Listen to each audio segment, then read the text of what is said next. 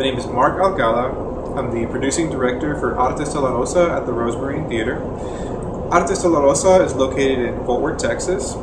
We are a Latino cultural center, and our mission is to promote, preserve Latino art, history, and culture for the Latino community here on the historic north side of Fort Worth, Texas.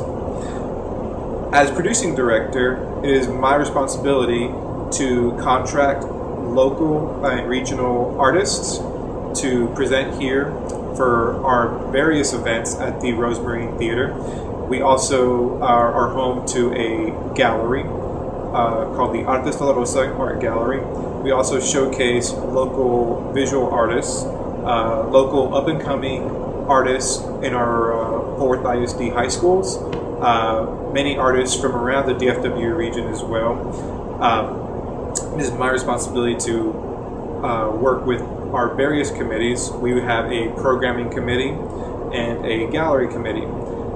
I am the organizer and chair of the gallery committee. We meet monthly to review art submissions for the gallery and to approve artists for showings and exhibits here at our gallery. We start about 9 months actually ahead of time. We contact artists, booking agents,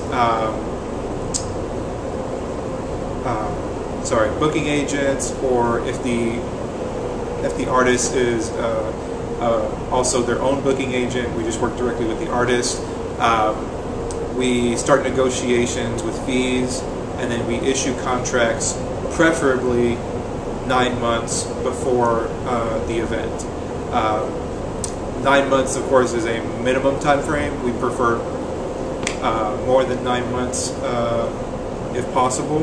If our programming committee is able to program and approve an event for one of our season, then that will give me clearance to start researching and contacting artists and agents.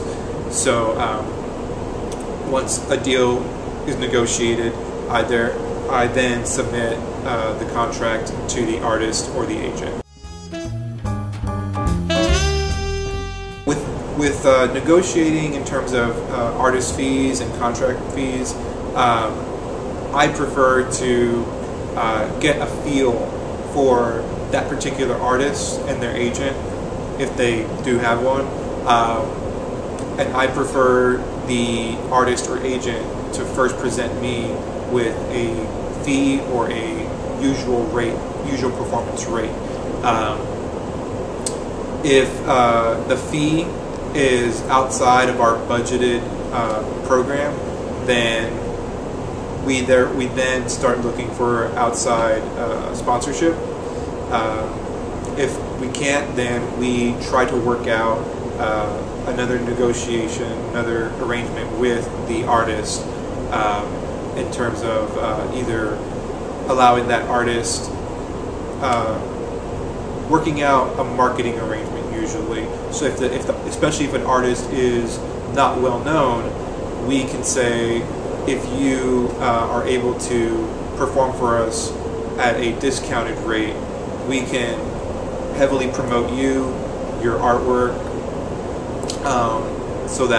and that will spawn off new opportunities for that artist to perform at different venues, and eventually they will be more well known.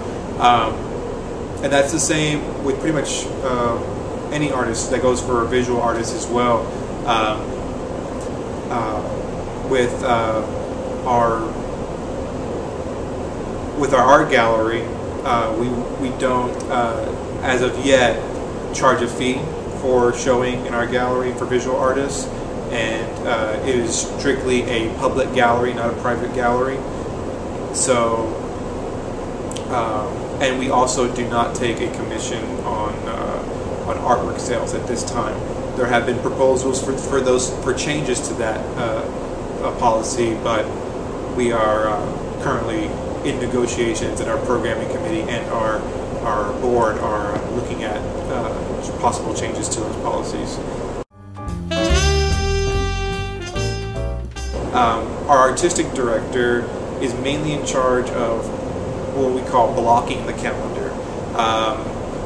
And he works with members of the programming committee on it, but it's his sole responsibility to block the calendar. When I say blocking the calendar, he reserves dates specifically on the calendar for different events.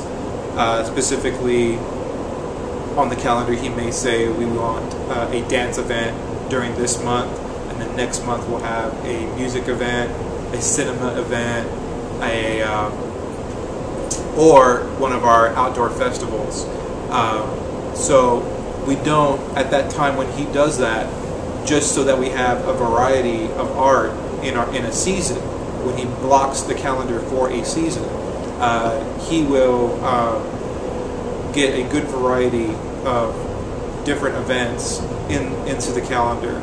But at that time, we don't decide on specific programming. For instance, if he wants a music event to take place in a certain month, we don't know what artist or music act we will get for that particular event. And it's usually decided within a few weeks after he blocks the schedule. It's decided by our programming committee what they would like to see and what new ideas that they are bringing to the table in terms of artists that can fulfill our mission statement and that the community would want to see perform at the Rosemary Theater.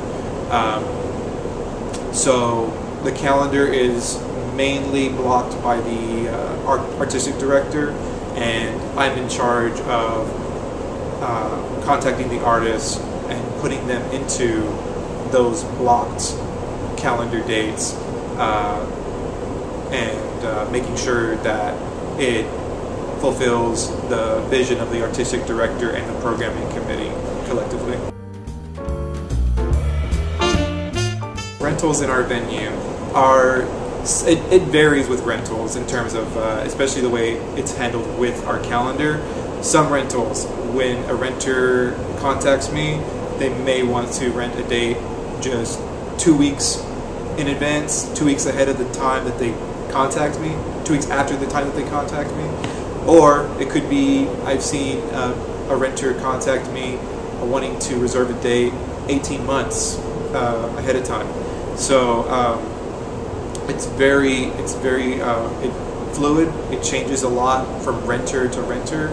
But usually, if a renter contacts me and they want a date that is fairly, close, is not too far ahead, within like say a month or two, then it usually is not available because we have so many renters and so many rentals that take place here at our venue now, both in our art gallery and in our theater. We do have a sliding scale with renters.